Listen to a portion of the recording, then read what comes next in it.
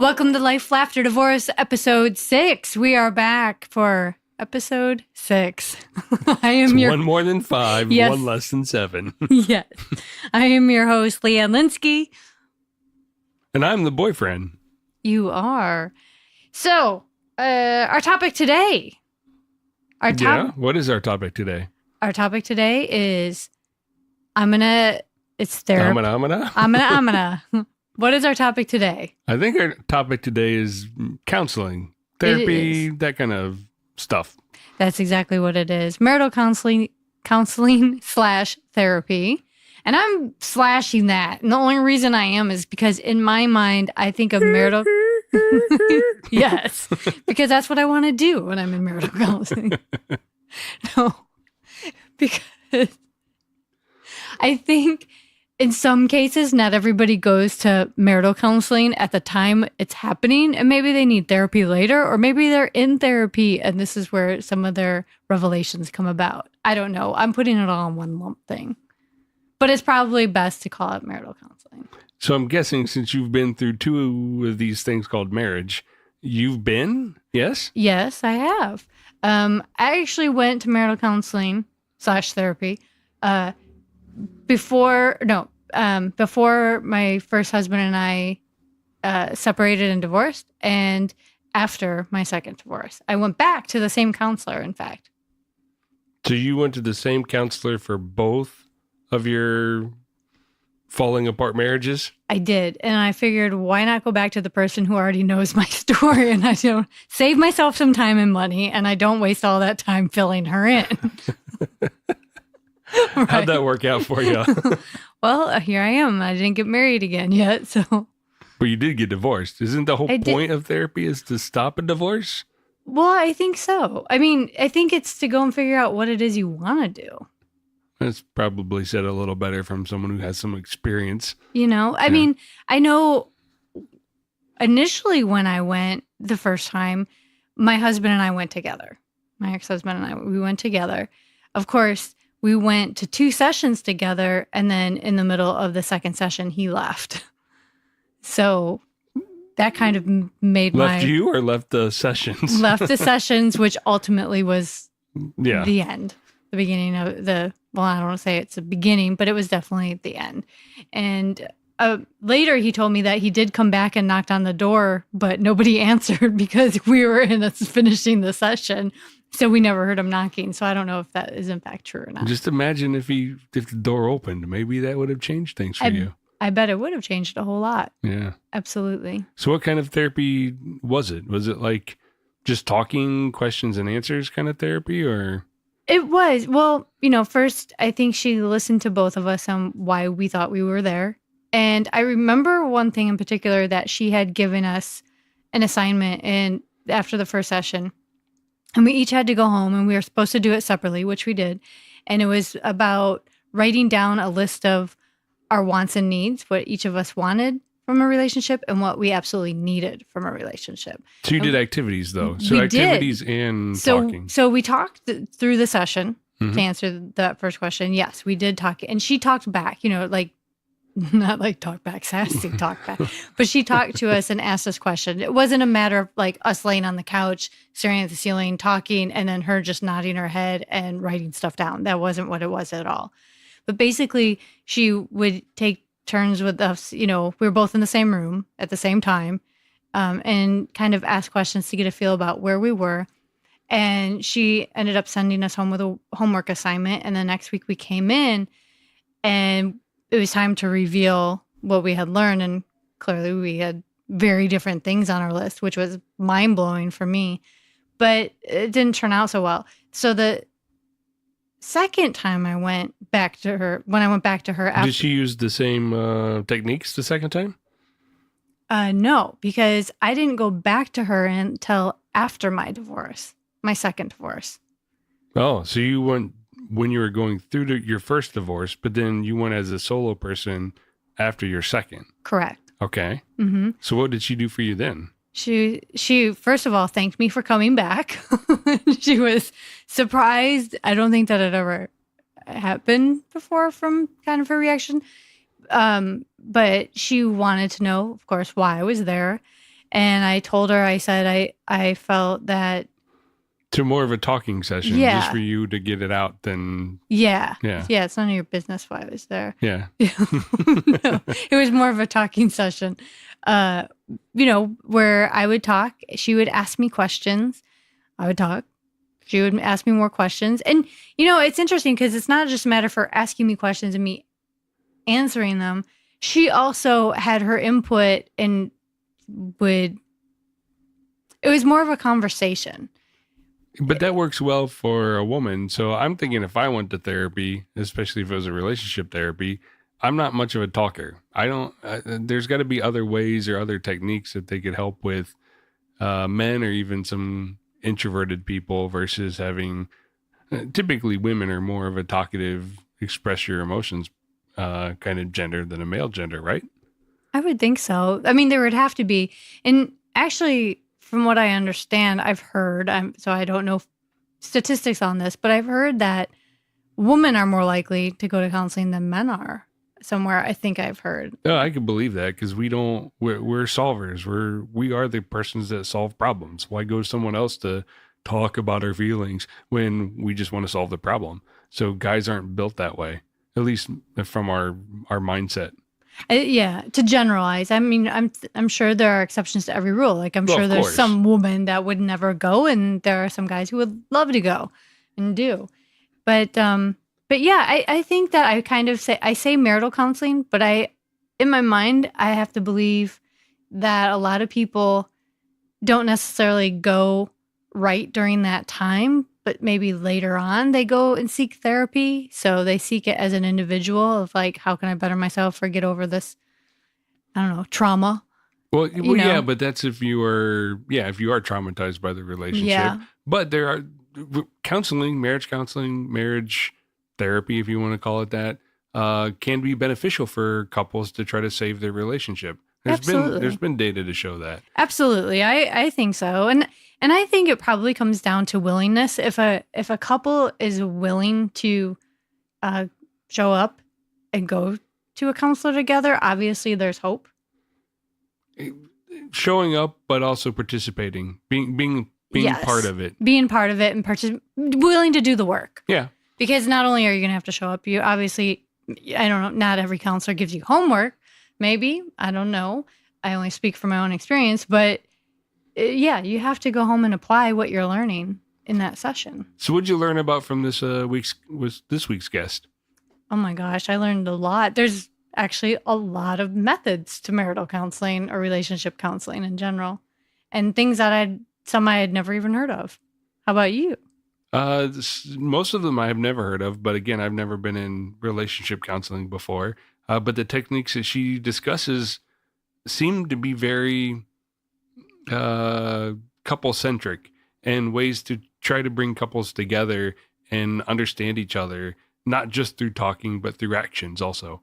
And I found that fascinating. So yeah, I did too. And I just want to add one more thing before we move on to our guest. And wouldn't it be cool if they actually had classes in school on how to be in relationships? Because why wait until something goes wrong? We both grew up Catholic, and they said that's bad. You don't want to, you know that. So tell us about our guest this week. Okay. So our guest this week, she is wonderful. Her name is Erica Curtis. She is a board-certified art therapist and licensed marriage and family therapist with a private practice in San Juan Capistrano, California. Also, I should add that Erica has appeared in over 50 articles, books, and interviews, including PBS, Boston Globe, Elle, USA Today, Woman's World, Cosmo, Lifehacker, eHow, and more. So impressive. Very impressive. And I really enjoyed this interview a lot. So without further ado, let's do.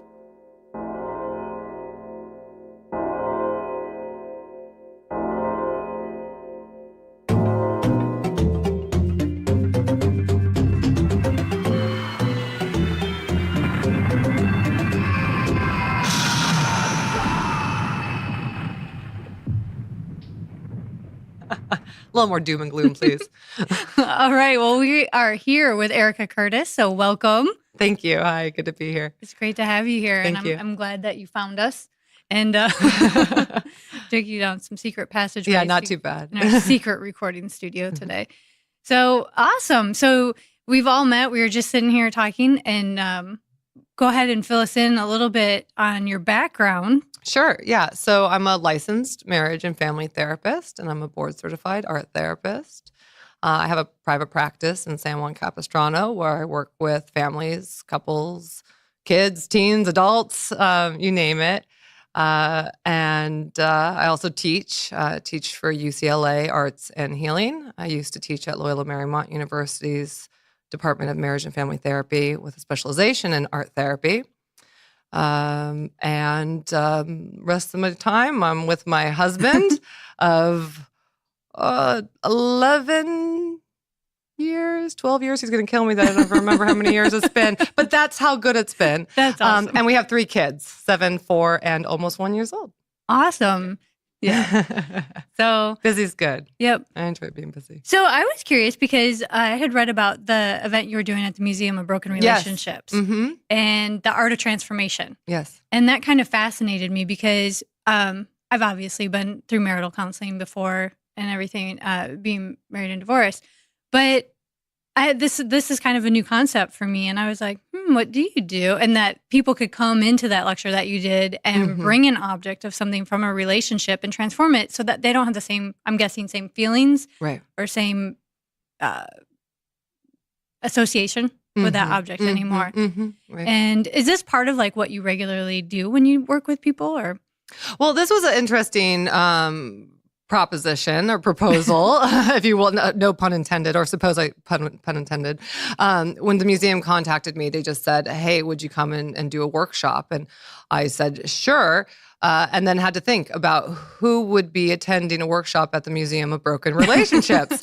So I started there. And as I really started thinking about it and what the museum's really about in terms of housing artifacts from broken relationships, I thought, well, let's work with that.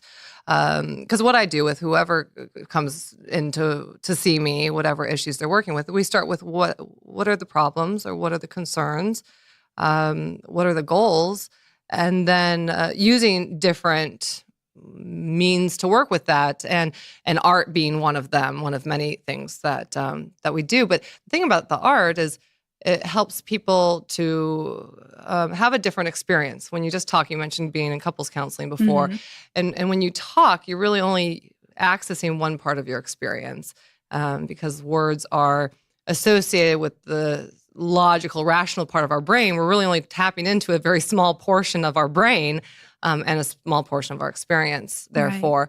But if you start thinking about the emotional part of our experience, the emotional brain, or even how we hold memories in our bodies, then we need to start looking outside of just talking and look to more active experiences, sensory experiences. And when it comes to broken relationships, we all have artifacts from those relationships that hold a lot of emotional charge. So that's how I was inspired. I thought, let's do something with that. And let's transform these objects to give people a different experience of not only the objects, but of themselves as well. Interesting. And so I was thinking, boy, if I had known about that, what would I have brought? And I'm like, could you bring the actual person with you? Could you transform this into something else? Could I bring my ex-husband? That's probably why the relationship ended, because you couldn't transform them. Right? Probably the reason most don't work out. What was the most interesting thing that someone ended up bringing to? Well, the one that caught my eye was a large, I didn't know what it was actually, but she took it out of her bag, and it was a big piece of wood with barbed wire.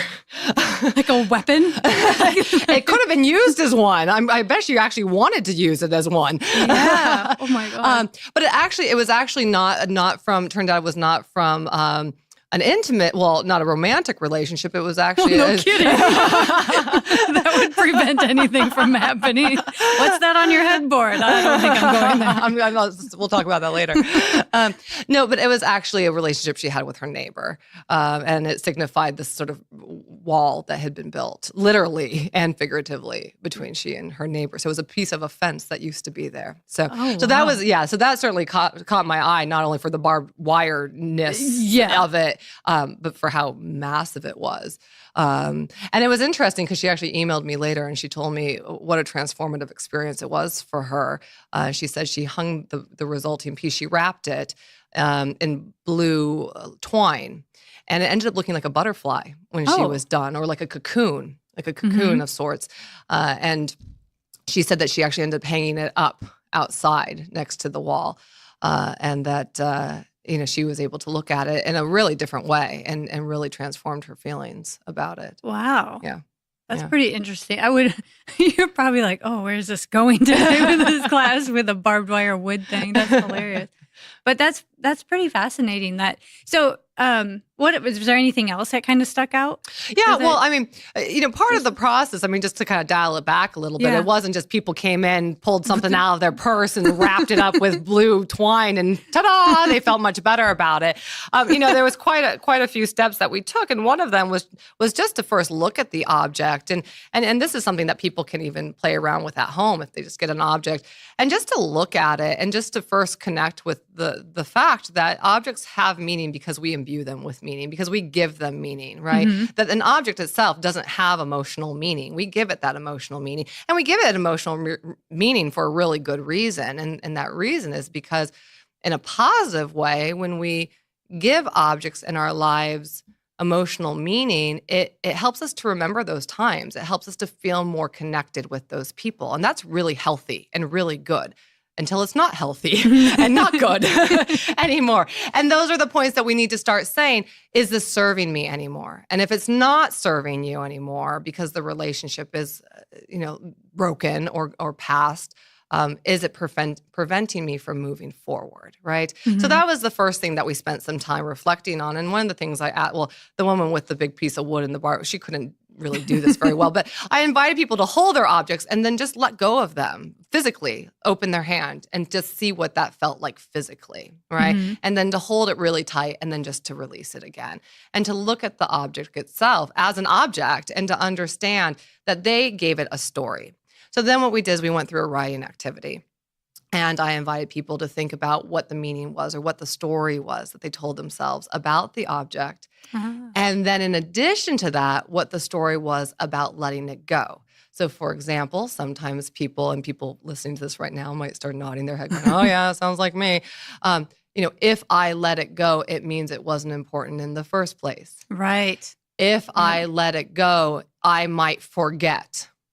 And sometimes I might forget to never get together with a jerk like that again, right? That it's going to remind me to not make the same mistake. Right. And if somehow I let go of this object or let go of the meaning inside the object or that I attribute to this object, then maybe I'll mess up again, right? Mm. And so it's getting underneath that meaning piece that people attribute to these objects. So once we went through that process, then what I invited them to do was to think of a hope or a wish for themselves.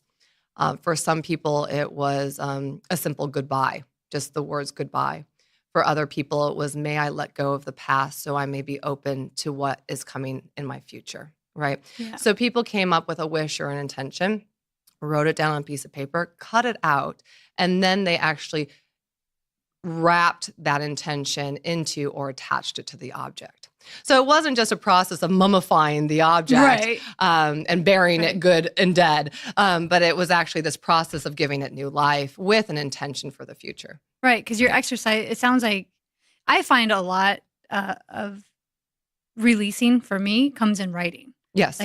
Writing things out. I spend a lot of time journaling and writing things. I do comedy. I write jokes. All my jokes are based off relationship experience. And I find it to be, I don't intentionally set out this, when I started doing comedy, I wasn't like, this is going to be helpful. It's just, that was what resonated with me. And that's what I did. But I've found through that process over the years that now I look forward to sitting down and writing just stream of consciousness and things like that about what things mean and stuff. So when you said to write about an object, I'm like, ooh, because I brought an object today. Mm-hmm. But I wouldn't have thought that when I saw what you were doing, I'm like, oh, I didn't think I'm going to be writing about it or anything like that, but that makes so much sense because that really taps into a whole different place. Absolutely. And so then when you come to transforming the object, and the reason why I had people, what I did was I had people wrap the object. We had glittery pipe cleaners and yarn and string and whatever else the museum found in the bottom of their desk drawers, and rubber bands and paper clips and things like that. But I wanted it like that so people could do it at home if they wanted to. Right. One woman actually said, I'm going to go home and do this with everything. Can you imagine what her house looks like the next day? Her husband's like, what the fuck? But yeah, by doing the writing exercise first, it sort of set the intention for the process of wrapping so that you're not that this is necessarily a bad thing, but you're not sitting there wrapping it going, Right. but that there's sort of like this is what this is about for me. This is the meaning. And what is this like, and what would it be like to say goodbye? And how could that, it sort of sets a place to set your mind as you're going through that. It's like a meditative process. It's rhythmic. And it's repetitive, the wrapping of it. I did the wrapping too, because I thought, maybe not everybody would want to, cut up their object yet or take a hammer to it. My suggestion earlier was transform that. Well, I didn't bring a hammer. Yeah. So not everybody wants to or is ready to dispose of or, mutilate the object. They're not ready to let it go. But by transforming it or wrapping it, one woman, she put it really nicely. She said, I feel like it's safe to hold on to this now. And she said, and I feel like I can hold on to it until I'm ready to let it go. And it just took on a different quality for her. She had used red ribbon and red sparkly pipe cleaners, and it almost looked like a little present afterwards, Right. The way that she had wrapped it up. So she said, yeah, it was safer for her to hold on to it because she wasn't ready to let it go and she wouldn't have been able to rip it up. That's not where she was at. So it's a little bit of a kinder process for people. Yeah. It's interesting. I'm sitting here thinking, I'm like, it was funny years ago. And one of my cousins had gone through a divorce and she came to visit and she had had a lot of different jewelry and stuff over the years that her husband had given her as a gift. And she had rings and necklaces and bracelets and things like that. And then when she came back, she's like, I want to show you my divorce jewelry. And she had everything melted down and redesigned into a whole new set of jewelry, which I was like, wow, she transformed all of this memory and past into something completely new to start a new chapter in her life. And I thought that was a really positive way to take something like that instead of just to take it to a pawn shop or give it away or throw it out or. Absolutely. Because what it sounds like what she did also in that process was she changed the meaning behind it and she made it like fresh soil almost is like what's coming to my mind, like the fire burns down and you have fresh soil to plant something new to grow from it. Because you can get rid of objects, but the question is, what's the meaning? Again, it gets down to what it feels like to you and what the meaning is behind it. How have you taken something from the experience and transformed it? Yeah, absolutely. Because my divorce was in the 90s. It was, 99. And so it was so long ago. And it was years before I finally opened a wedding album again or looked at old photos, just simple things like that. And I had moved across the country and several times. And, I had this box of photos that I hadn't gone through, and it had all of these things in it. And it took me it was a huge box. It took me probably an entire month of laying out all of these photos across my apartment and putting them in chronological order because my other photos were mixed in with all of these relationship photos, these marriage photos. And it took a good month for me to get through it because there would be days where I'd only go through a couple and I'd just have to cry or I'd have to be like, oh, that was a really good memory or that was that. But then at the end, I got to a point where I'm like, all right, I'm done now. And then I only kept the few that really, because I was torn. I'm like, I really don't want to keep all of these because they don't serve me anymore. But I want to keep the ones that remind me of the good things that came out from this and the really solid memories. And the rest, I basically kind of took a big pan in my kitchen and burn them. And just kind of had this little ceremony in my kitchen. You transformed them in a big way. Yeah, and it kind of wasn't working out that well because I think I set off the smoke alarm a few times. So I finally decided like I would just shred them and stuff like that. So I had several ways of doing it. I'm just picturing you in your kitchen with the fire blazing, the shredder over here, and the smoke alarm going off, and then I don't know, maybe an axe somewhere, big hedge clippers, right? Chopping up the other ones. Yeah, it was really hard to cut through all those things, but and wedding album, the actual book, the album itself, very hard to burn. So I don't recommend that. So a big chunk in your pots and pans will be ruined. But it took forever, and it was years before I had gone through it. And it wasn't like I was sitting there constantly thinking about it. It was just one of those things like I was like, what do you do with it? Yeah. Do you get rid of it? What else am I going to do? Yeah. Well, and I think you bring up a good point. One, there's no right or wrong answer. There's no right or wrong way. Burning, chopping, shredding. It's real, or wrapping twine around it, or sticking it in the bottom of your drawer or the back of your closet until you're ready to do something with it, because it's really about your own process. And sometimes people just have to hunker down for a while and just get through. And it's not the time to be going through photo albums or deciding what you're going to do with your barbed wire or your wedding dress or right. your ring or the gifts or the whatever. It's just not the time yet for some people. And that's okay. One of the most painful things we do to ourselves is when we judge our own experience, when we add judgment to the pain. So this is too hard. I can't let this go. Oh, I can't believe I can't let it go, right? And then we add this level of suffering to whatever, it's already painful. Why judge ourselves for our process? So if it's not the time to let go of something, if it's not the time to go through, it doesn't matter what your friends are saying. I can't believe you still have that. When are you going to get rid of it? I can't believe, why don't you get rid of those things? Just throw them out. It'd be so good for you. And the fact is that our system, our bodies, do things to protect ourselves, right? We are self-protective creatures. We want to be safe, right? We do. And so if you're not, quote unquote, dealing with something yet, maybe it's because it's not time to deal with it yet. And you've just got to keep it together so that you can get through the day, the week, the year. And then at the time that you're maybe ready to, right? You can challenge yourself a little bit. Maybe it's still a little uncomfortable, and that's okay, right? Because it's a change, and change is uncomfortable. That's when you can start looking at, okay, what would it be like just to look at it and just start there, right? And take baby steps if you need to. If it's too much, if you're going through boxes of photos, that's, that could be a lot. And so you take it a little bit at a time. There's no wrong or right way. Yeah. And it's interesting too, because once I'm ready, I'm ready. And at first I was like, oh, this is a nice ceremonial thing. And then I was like, it's all about efficiency. And that's when I got the shredder out and started changing it up. But you're right. It takes, I felt like it hadn't crossed my mind to go through that stuff. And I was like, what am I doing? I've paid to move this stuff like so many times now.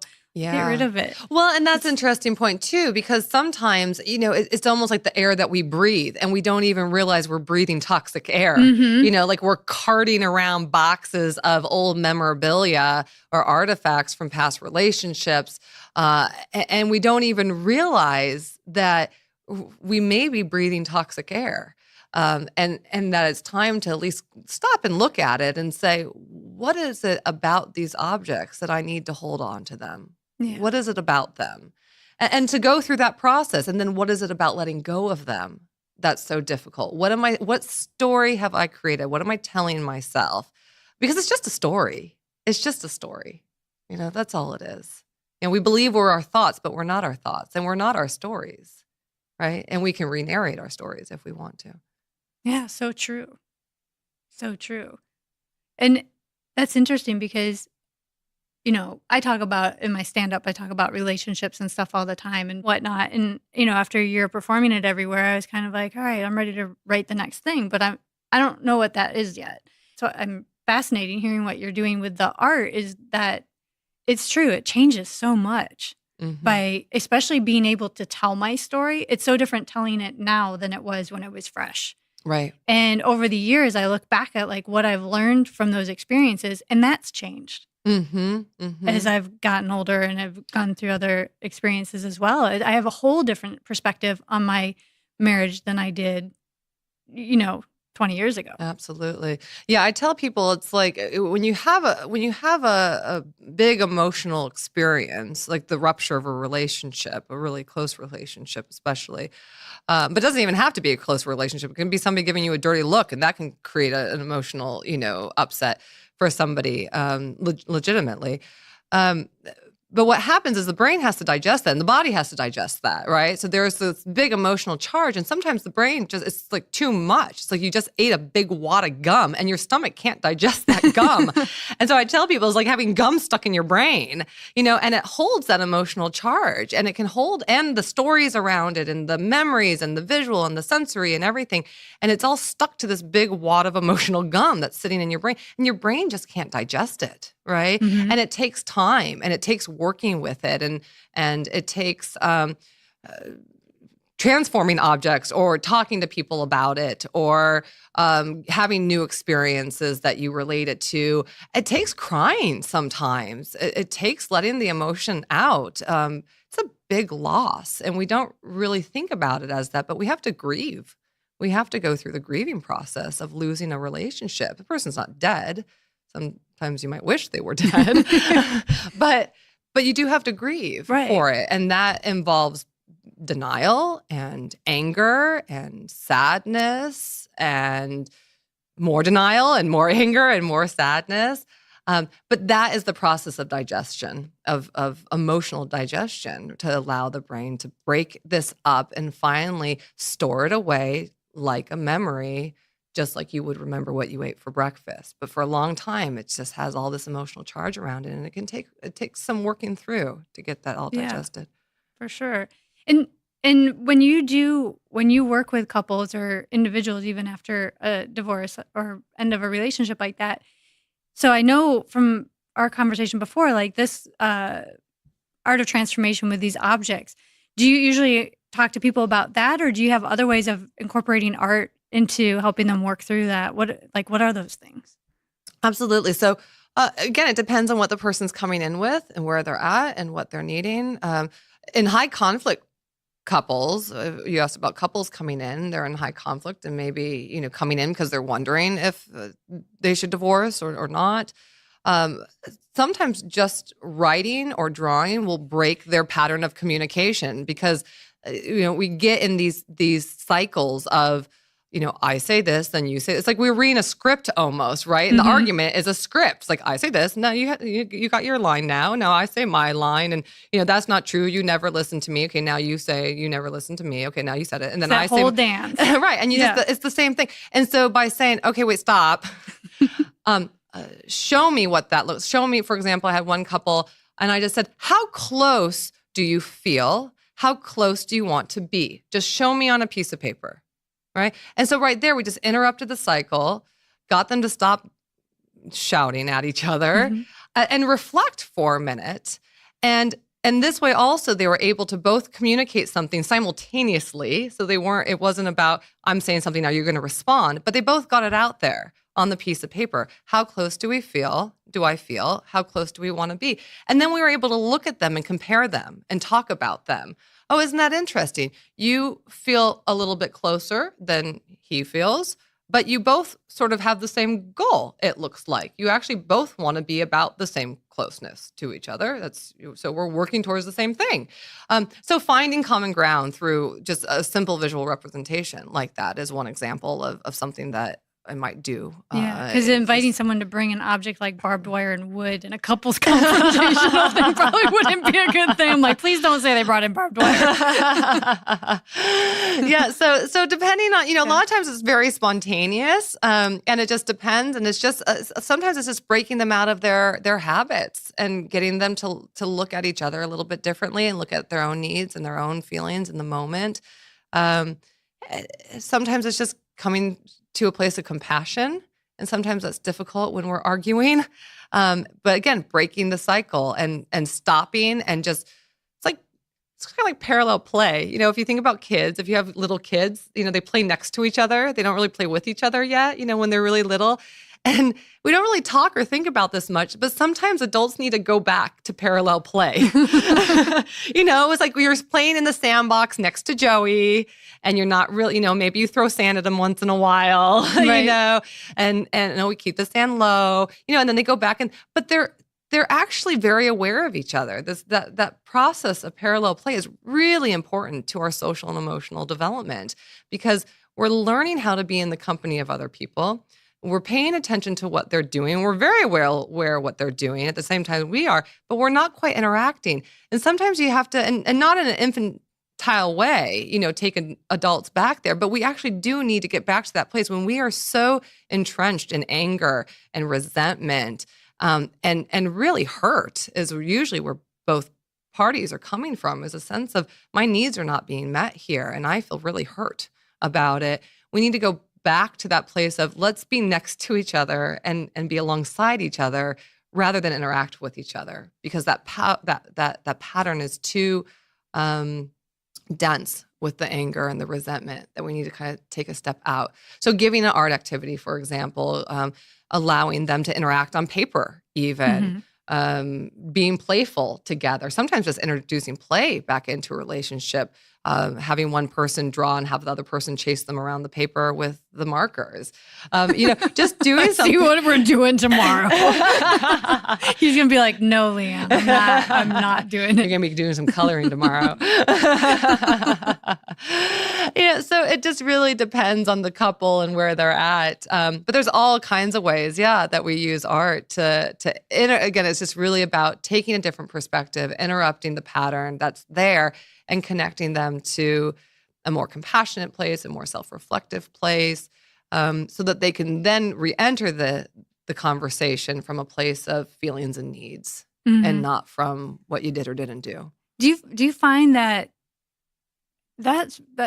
so I totally understand where that's coming from, because I think back into times when you're in a relationship, or I've been in a relationship, and it's like the focus changes because you're coming from a fear-based place or a hurt place, instead of just being there and being present and letting them do their thing, me do my thing. Yeah.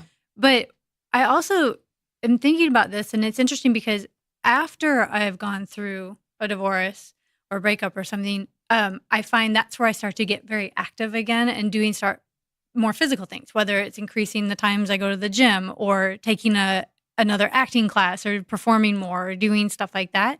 And I feel like finding those outlets always end up helping tremendously, rather than staying at home and rehashing the thing over and over and spinning out of control, but being active and finding another way. Whether even when I was a kid, if I were to get really stressed or something, sounds so horrible and OCD, but if I would become very stressed or worried about stuff, I wrap all your objects in your house. Yes, I would wrap everything in plastic. No, and aluminum foil. Right? My mom's like, "What is happening?" No, Sorry, but I would rearrange my room. Maybe that was my childhood. Yeah, sorry, go ahead. I would rearrange my room. I would clean my room, reorganize, take everything out and redo my room all the time. So every couple months, might have a whole new, room layout and everything, and do a whole cleaning. And I would do that a lot. And I found that when I got older, I would do that the same thing. I'd go and I'd get physical, and it would just be like a mindless activity that I could do and get creative with, and redirect my. Yeah, the neat thing about the reorganizing, I don't really know much about feng shui, but that's kind of what comes to my mind too, is like your environment is a reflection of your inner self, right? And how you can transform your environment to transform yourself, and vice versa. And so what I liked about that is that sort of like that creative outlet, that there's something that you can do. It's distraction, one, right? And there's something very legitimate about engaging in activities that are going to distract you from just rehashing, like you said, rehashing. Because there is value in thinking about and analyzing to a degree, but it can also become sort of harming to ourselves when we go over and what did I do wrong? What did he do wrong? Or what did she do wrong? Or, going over and over and over that without containment around it can be very unsettling, right, to the whole system. One thing that I sometimes recommend people do, and again, it's not art per se, but it's sort of a writing activity, is what are all the things that you wish that you would have been doing in the last 5 years, or all the things that you would like to be doing, that you said that you were too busy to do? Yes. Like, what are all the things that you've been too busy to do? You write those things down and you pick something on the list and you go and you do it, right? Yep. I wish I had been working out more, taking more acting classes, taking an art class, going to the beach more often, whatever it is, just write a list of what are the things I'm too busy to do in my life. Well, ta-da, now you're not too busy. Yep. Go and do them, right? Because what it is those are unfilled needs, again. And if we're talking about not having certain needs met in a relationship, and not that the relationship needed to meet these needs per se, but just this idea of filling yourself, right? Right. And kind of reinvesting in yourself and in your health, because those are all very healthy, what we would call coping mechanisms or coping strategies. Yep. Yeah, absolutely. And it's actually what I did after my second divorce is I remember just crying one night. I'm like, I can't believe I did this again. And I was like, wait a minute. I started thinking about, well, we didn't do this and we didn't do that. I'm like, I'm going to do all of those things that I've been wanting to do for the past couple of years and I haven't done. And I made a list and I went and I booked a flight to Europe and then I booked plans here and went and traveled. And so I made it a point of saying yes to all the invitations that I was currently saying no to while I was in a relationship. And I just started doing all those things. And if it was, if I thought every day I'm going to try something completely different and out of my realm, I started trying new foods. I didn't even eat seafood for like the longest time in my life until after you're shaking your head. Now I eat everything. And then you went to therapy and you started eating seafood? Yes. No. I just like, you know what? I'm going to start doing all of these things. I'm going to start taking more chances. I'm going to start putting myself out there. I don't want to do the same thing over and over and over again. Yeah. And that's what I ended up doing. So it made a huge difference. Mm-hmm. Yeah. It reminds me of one of the phrases that we used at the workshop, which was, I paraphrase, but something to do with, may I be open to the life that is waiting for me. Yeah. Right. Yeah. And how are you going to create that life? Yeah. Yeah. And it's, and I kind of, too, it's funny because I find that when that happened and I made that list and I was like so gung-ho and ready to do stuff, but as I've gotten older and things have, like let's say you go through another relationship or something like that. And then after that one, I find I'm like, where's that girl that was like, yeah, I'm going to go do all these things. I'm like, no, I'm going to watch Lifetime for Women and I'm going to take a nap. You know what I mean? Well, and I think that's a great point too, because your listeners, I know there's going to be listeners out there who are saying, oh, why can't I be like Leanne and jump on an airplane and go to Europe? And I wish I was that person. I wish I was that. And that, again, that's that judging self, right? Yep. That's that judging self that peeps up and says, hi, I'm here to help you. Unfortunately feel bad about yourself though. But we sometimes think that we have to motivate ourselves by criticizing, right? That somehow if we're not critical of ourselves, we're not going to change. We're not going to move forward. And so we say to ourselves, oh, I wished that I had, rearranged all my furniture and then flown off to Europe. Why can't I be that woman, or that man? But again, there's no right or wrong, except that we do want to pay attention to when we start doing unhealthy habits. Right. And a little bit of vegging out, eating, a pint of ice cream, watching daytime television is fine. A lot of it, we might start asking ourselves, is this really in my best interest? Is this really healthy? Is this really the life that I want to be leading?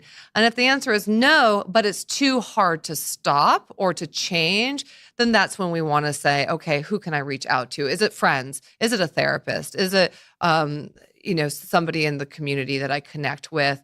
Because I want to have a different life, right? Yeah. Absolutely. And that is, it's so true. It's kind of weird because as a lot of people have only been married and divorced once, and I happen to have gone through that twice. And I remember after my first one, I handled things much differently than I did the second time. And then, of course, now that was, a long time ago. And then as I've gone through other relationships, in my later years, it changes.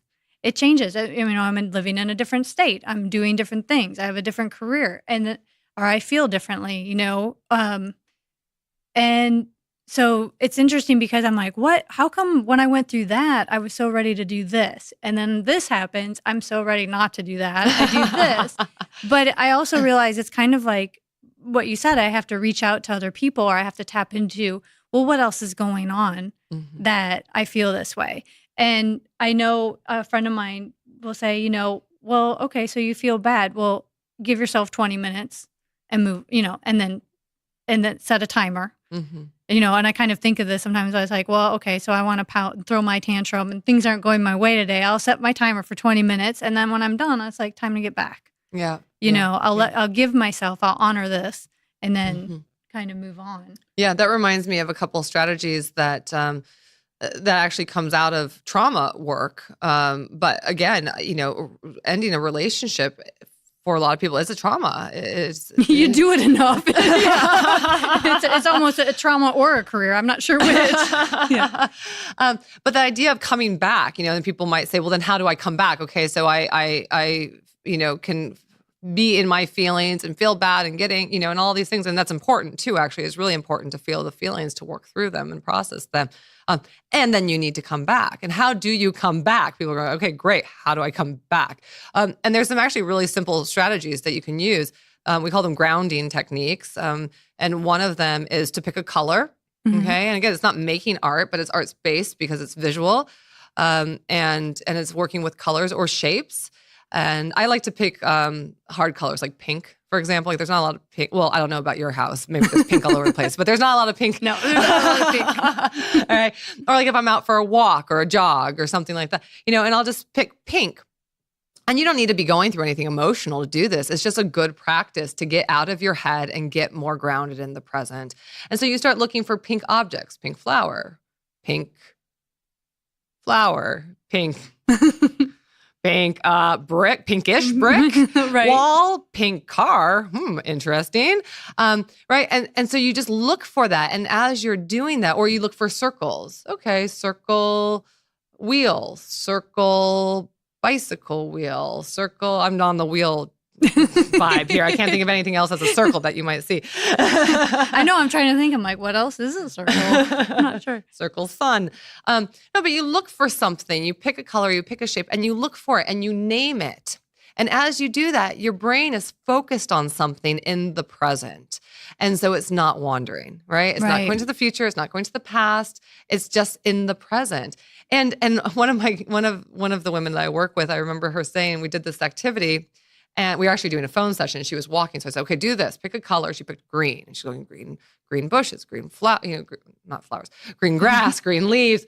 And after I said, what was that like for you? She said, yeah, I noticed that my mind stopped wandering so much. And I said, what else did you notice? And she said, I felt like I could do it. I felt like it was something I could do, because you can start to feel like incapable, incompetent, not good enough, all these other added things that we start to feel. And so for her, it was just sort of this simple, like, I could do that. I can do that, right? And it was actually a really positive experience for her. I have gotten some feedback from clients that have said like, okay, that was all well and good, but I got bored and I ran out of pink things and I'm sitting at my cubicle at work and now I'm thinking about her again, or I'm thinking about him again. So what do I do next? And I said, well, you can also just focus on the activity that you're doing. So if you're washing dishes, for example, or you're brushing your teeth, it literally is step by step. It's mindfulness. It's a mindfulness, what we call like a mindfulness meditation like process. Bringing ourselves back to the present moment. Absolutely. By naming it, opening the cabinet, taking out the toothpaste, taking out the toothbrush, squeezing the tube. And it sounds kind of, I don't know. Does it sound weird? I don't know. No, not really. Okay, great. No, I've actually done this. Like, where are my feet right now? Yes. Where are my feet right now? What am I doing? Absolutely. Where am I at? Yep. What am I touching? Yep. It's like a walking meditation, just noticing even like the sensory, taking your shoes off. Oh my goodness. Who takes their shoes off and walks outside anymore? Like nobody, right? Yeah. My kids, they're always barefoot. Did you bring your shoes? No, always bring your shoes, right? They're walking through parking lots, jumping over glass. Oh, God. No, I'm like thinking of going barefoot in New York. I didn't even like wearing sandals. I was like, I'd have to go home and wash my feet. Yeah. But connecting with that's a grounding experience. Yeah. Just take your shoes off, go outside and just walk. You don't have to walk far. Just walk back and forth, walk in a circle. But it's noticing what the sensation is on the bottom of your feet. And then your mind will wander. And then you notice it and wandering mind. And then you bring it back. And then your mind will wander. Oh, wandering mind. And then bring it back, right? Ground in the present. What does it feel like? Or stepping, right? Over and over. It gets like a mantra. So saying Om, right? Instead of saying Om. Yeah, it is actually a type of meditation practice, a walking meditation. My 4-year-old, what she tells me what she does is she taps her head. She taps her head. She says, Mommy, I just have to do this. And she taps her head with her index finger. And she goes, and the thoughts that I don't want anymore, they just fall out. Really? Yeah. That's awesome. That's what she came up with that herself. I don't know if it actually works, but I don't know. Maybe people can try that at home. That's awesome. You can write into Leanne and tell her if it worked. That kind of makes me think of that guy who does what is it, EFL tapping? Oh, EFT? EFT. The emotion freedom technique? Yeah. It's almost like tapping positive affirmations in your head. Yeah. Yeah. Yeah. Well, that actually, I don't know if this is, something of further interest, but might as well plug EMDR, actually, because you bring up emotional freedom technique. And EMDR is very different, but it involves tapping. And it's something that a lot of people don't know about. And it's actually something that's incredibly no, it's different. It's incredibly effective. It was actually it's actually used a lot with veterans and in VAs, and it was originally designed for individuals with PTSD. Oh, really? And there's a lot of research. It's eye movement desensitization and reprocessing, EMDR. And it's something that I started doing after I first heard about it and thought, that sounds amazing. I'm going to wait till there's more research behind it.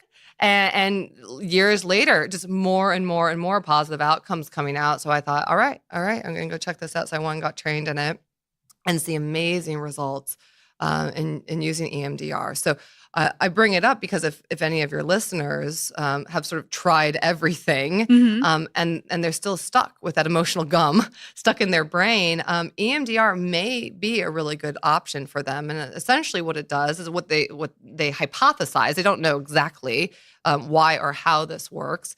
But the people in the EMDR community also say, but we also don't know exactly how or why medicine works. But it seems to, for some people or for a lot of people for various reasons.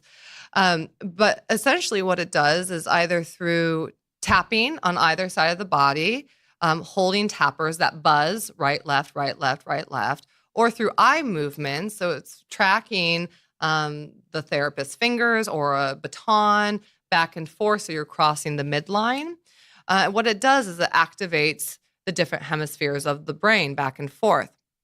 And specifically what they believe is happening is that it's tapping into the brain's natural mechanism that we go through during REM sleep when we are processing and digesting information from the day. So when we're in REM sleep, right, the eyes are bouncing back and forth, they're going back and forth. Our brain is processing all of the content, information, emotional experiences from the day. It's saying, okay, keep this, store that, move this over here, make room over there, store that over here, right? So it's processing, digesting, and storing the information. When you have that undigested memory stuck in your brain, what we can do with EMDR is pull up the memory, right, specifically target it, access that same REM sleep mechanism, except for you're wide awake, you're not sleeping, and you're not hypnotized either, and facilitate that same process.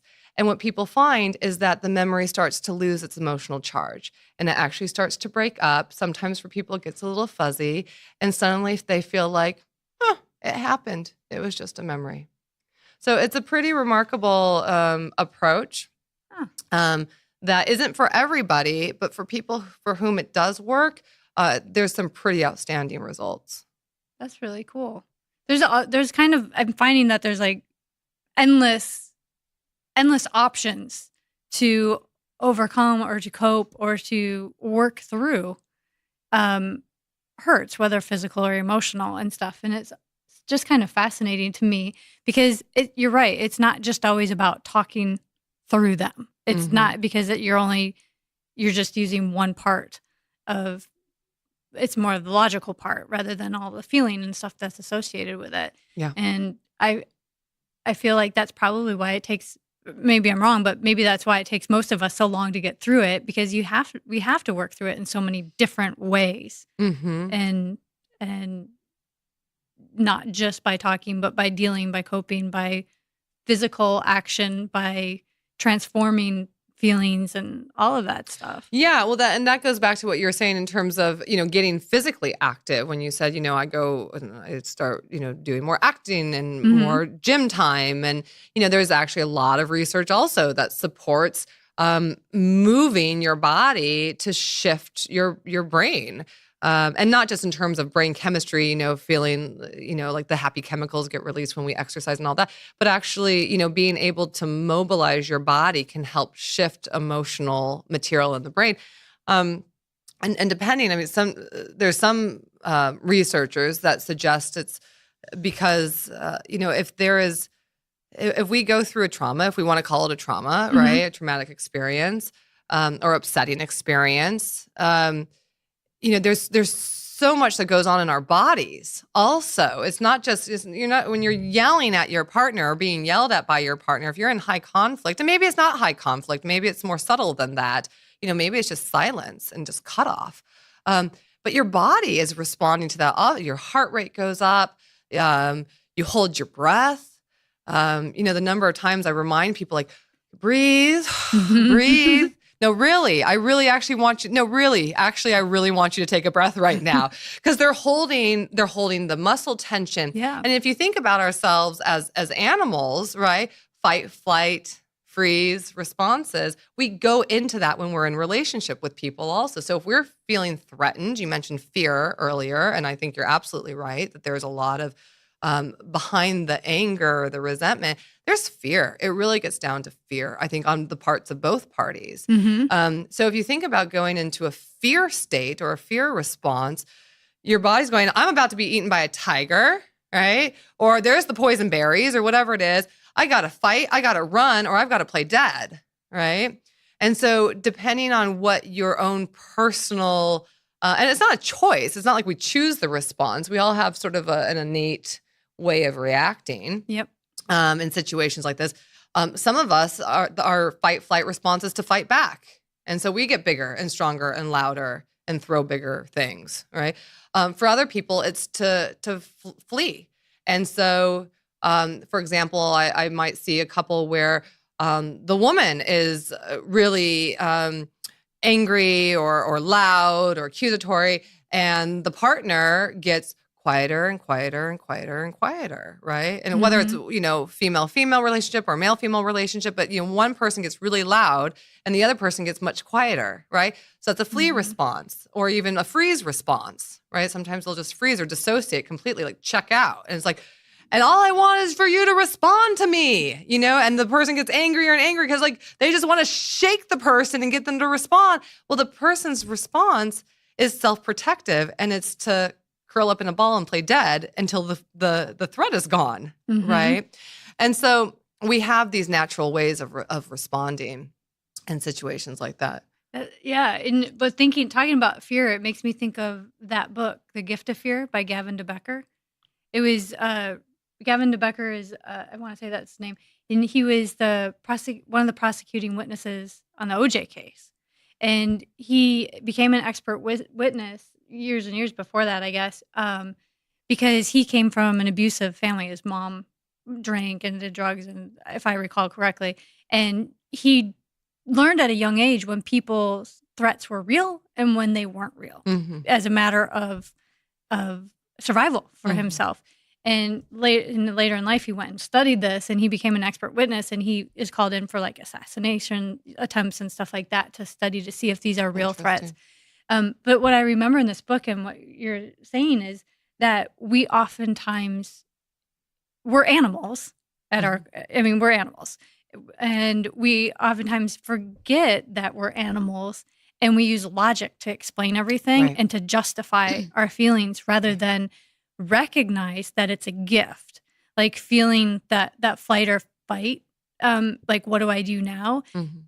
Oftentimes we ignore that or try to justify it or judge ourselves before we use that gift and how we react to something, and get ourselves into some horrible situations Right. and relationships or even with complete strangers. But, and it's interesting because when I think of, and I hadn't thought about this really until now when you're talking about, when people come in and or are in conflict in a relationship, because before I would always think of this as like, oh, you're on the street and someone approaches you, should you be scared or not? And we're like, no, it's fine and I'm going to be cool. But it's the same thing, I think, when we're in a relationship and we have an argument or conflict, this fear sets in. And I think at times I don't recognize like, oh, it's a fear of being in conflict.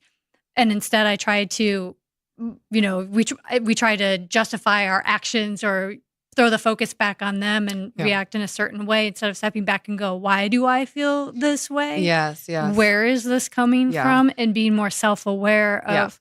And that's kind of the hallmark of couples counseling, I think, is looking at yourself, right? And I mean, not to be cliche, but like making the I statements instead of the you statements and stuff. But that aside, I mean, really, again, I've mentioned a couple times, connecting with the compassion, the self-compassion and the compassion for your partner.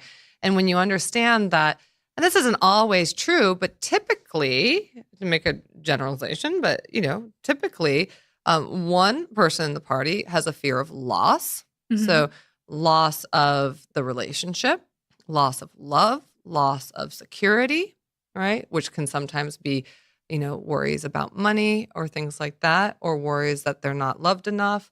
And the other person often has some sort of fear around not being a good enough provider.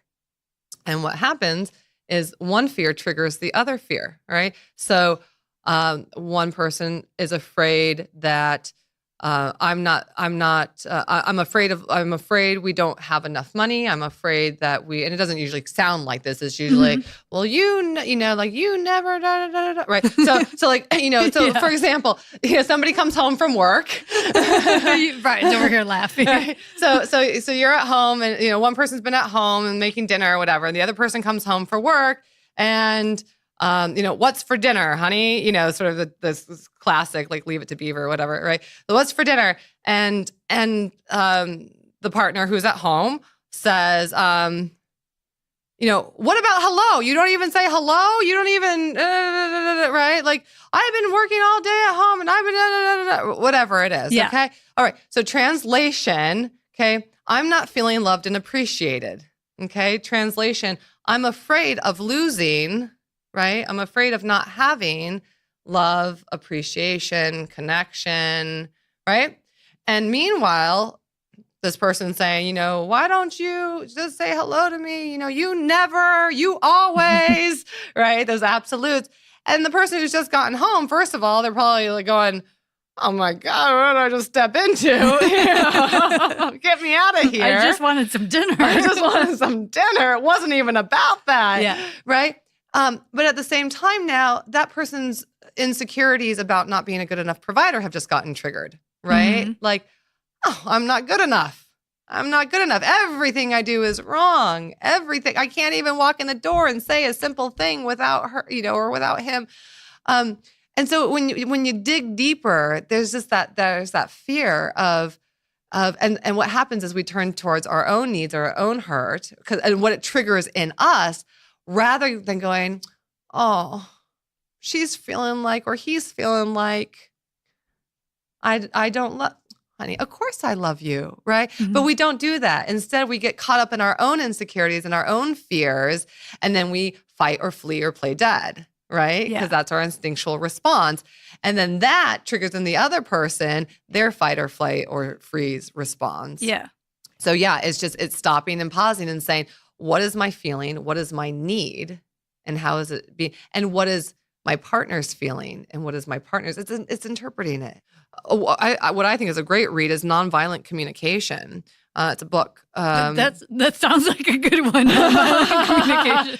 It's phenomenal, actually. It's been used in anything from couples counseling to peace negotiations between countries. I mean, this is really sort of a recipe for communication. It's a good one for the workplace. Yes. Yeah, absolutely. Yeah.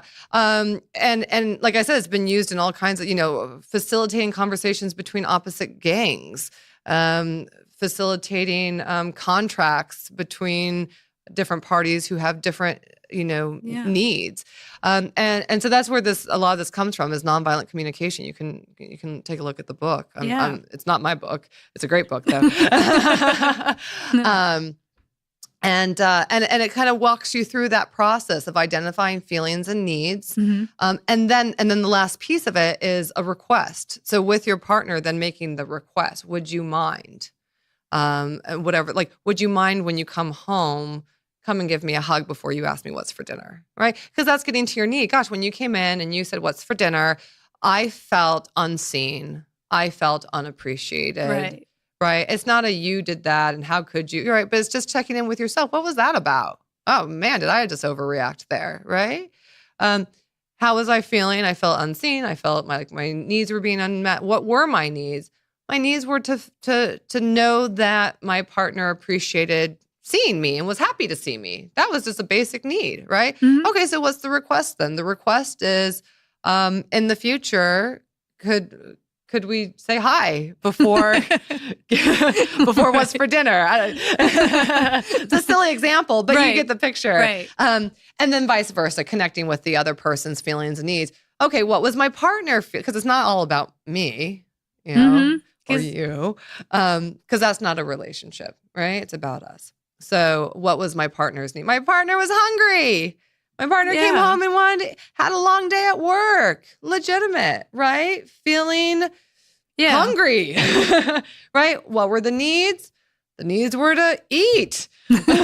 and maybe my partner even thought, well, once we sit down, then we'll sit down and relax and eat and talk, right? And so then stepping back yourself and saying, yeah, okay, I don't have to get so worked up about that, I don't have to get so worked up. I have to say, my husband one time, he said to me, this was probably back when we were dating, and he said, sometimes you just talk and talk and talk, and I stop listening to what you're saying, and I just listen to the sound of your voice, and I just think, she has a beautiful voice. And I couldn't even get mad at him. Because it had such a sweet punchline to it, But it's a good example too of, my needs and my husband's needs. Yeah. We are different. If you are in a heterosexual relationship, right, and even in a homosexual relationship, in some situations, the differences can be great in terms of just basic communication styles, basic needs. I need to talk more than my husband needs to talk, and more than he would like to listen. and I have to respect that, and he likewise has to respect my needs. And so it's not that my way is better. This is another piece too for people out there who are not talkers in terms of traditional therapy, right? Traditional talk therapy approaches. It very much heavily favors people who are talkers and process through talk. And not everybody does. Some people process through doing, through physical touch, through shared activities, through nonverbal ways of interacting. And communication isn't everything. I tell people you have to connect before you can communicate, right? And we talk a lot about communicating. Communicating is really important. And usually communicating means talking. And usually talking favors the female in a heterosexual relationship, right? Yep. And not so much the other partner. And so we've almost kind of skewed things to say this is the right way to do it. And it can leave men in particular feeling very inadequate in the process of learning how to connect and communicate in a relationship. Because if you go to couples counseling and as a talk-based therapist, you're going to be talking. And that's not always the best way for everybody. So that's when the barbed wire and the wood comes in. Yeah. So connecting, understanding your different styles of communication, and connecting also, because connection before communicating. I mean, whoever responds well to "Honey, can we talk?" Oh. I mean, that's like right? That's like a death sentence. Yeah. You know, honey, can we talk? That's not like, oh, please. Yes. Can we talk? Absolutely not. No. First of all, I'm in trouble. Yep. Right? Something's bad. So connecting before talking, really, really important. You know, and connecting can just even be a hand on the shoulder or a hand on the knee or something that connects you to the other person, you know, depending on their style of connection. But we leave that piece out a lot. We focus on communication. And when we focus on communication, we focus on talking. And we've left out a huge portion of relationships and interaction, which are all these other ways that we can connect with our partners and then communicate if something does need to be talked about. But you can't talk before you connect, or else it's just a recipe for disaster. And there's a psychotherapist, sex therapist, Dr. Schnarch, who says couples are, I'm going to get it wrong now, but it's wonderful the way he says it. Marriages, but committed couples, so it doesn't have to be a marriage, but committed couples are people growing machines. That's what he says. It's a people growing machine. And essentially, it just means that you're not going to be challenged by any other relationship except for a relationship with your own children. But you're not going to be challenged in any other relationship to grow and to become a better human being than you will in a committed relationship. And I think it's true. I think it's true. And the situation is that people say, this doesn't feel good, this doesn't feel right. This must be the wrong person. And then they split so they can find the right person, right? Mm-hmm. And sometimes it really isn't the right person for many different reasons, right? But other times, and a good portion of the time, I would say that it doesn't have to do with it being the wrong person or the right person. We all have conflicts, right? It's just part of being in a relationship. It's a normal part of being in a relationship. And what happens is people go, conflict, that must mean this is the wrong person, right?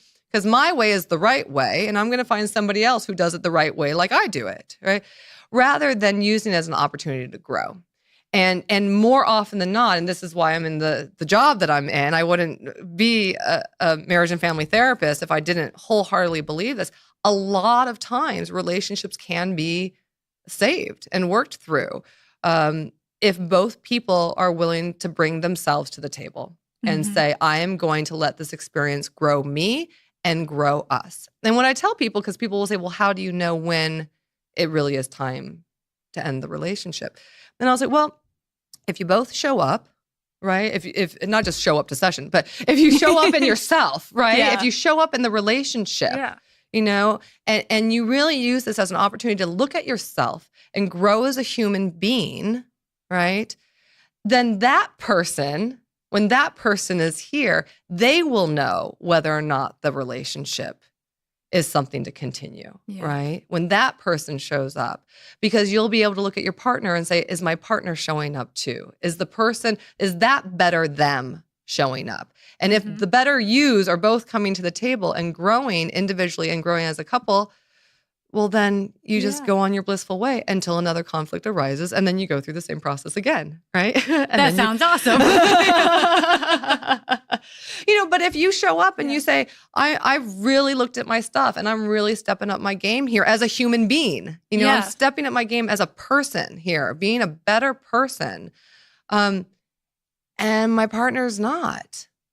And that kind of ties into what we started talking about at the beginning of this is it's almost taking yourself, looking inward and reflecting on, I am the object. Yeah. What is it about this object I can create? What am I learning from this? Rewrap me. Yep. And kind of looking at myself in a different way. Yeah. Yeah. What are the stories I tell myself? Absolutely. What are the stories I tell myself about my objects? But what are the stories I tell myself about my relationship? Yeah. What are the stories I tell myself about me? Right? We all have these narratives and we just take it for granted that this is the truth. And they're just stories that we tell ourselves about who we are, right? Absolutely. And so it's looking at and questioning those narratives, those stories that we tell ourselves and rewriting them. Yeah. And I think that's just awesome. And I love the conversation that we've had tonight and everything that we've talked about. This has been fantastic. I really seriously thank love you. the way you work with the art and kind of talk about how that really affects, and especially being someone who does comedy and is an actor and doing those things. Like this podcast in itself is another way of finding my story, and through other people and talking through others' experience, and also helping those people that are out there listening as to what is your story, and you're not alone, and how are other people working. It's a whole transformation, and I think it's ongoing. Yeah. Always. Yeah. Because even taking a story and transforming it into comedy and finding the humor in it, I mean, that's a transformative process also, right? Yeah. So yeah, how do you change those pieces? Thank you so much for having me. I've really enjoyed this conversation and being here and reaching out to your listeners. And like you said, it is so normal to have upset in a relationship. It is so normal. And what you do with that is really up to you. But like you said, there's lots of options out there, lots of options and lots of hope. And the hope doesn't necessarily have to mean one thing or another. It doesn't have to mean hope to stay in the relationship. It can just be hope for yourself, right? But finding what that hope is, like I said before, so you can embrace what's waiting for you. Absolutely. No, this is great, and it's so helpful. Yeah, great. So, thank you. Thank you Thanks so for much. having me.